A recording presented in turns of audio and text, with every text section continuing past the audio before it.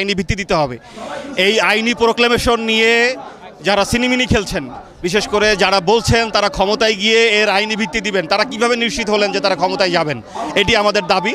এবং এটি নিরপেক্ষ সরকারের যে ঐক্যমত কমিশন, তারা কেন দলীয় কমিশনে পরিণত হচ্ছে, এটি জনগণের দাবি। আমরা অনতিবিলম্বে লেভেল প্লেইং ফিল্ড, জুলাইয়ের শহীদদের স্বপ্নের আইনি ভিত্তি এবং পিআর পদ্ধতি সহ যে 5 দফা দাবি মেনে নিয়ে একটি নিরপেক্ষ ও সুষ্ঠু নির্বাচনের পরিবেশ নিশ্চিত করার জন্য দাবি জানাচ্ছি।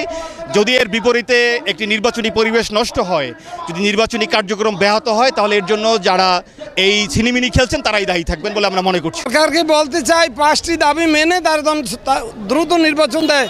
আমরা ফেব্রুয়ারিতে নির্বাচনের পক্ষে, কিন্তু 5টি দাবি মানতে হবে।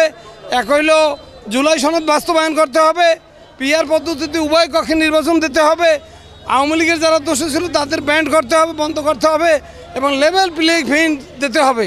কারণ এই দেশের জনগণ এখন ভোট দিতে চায়।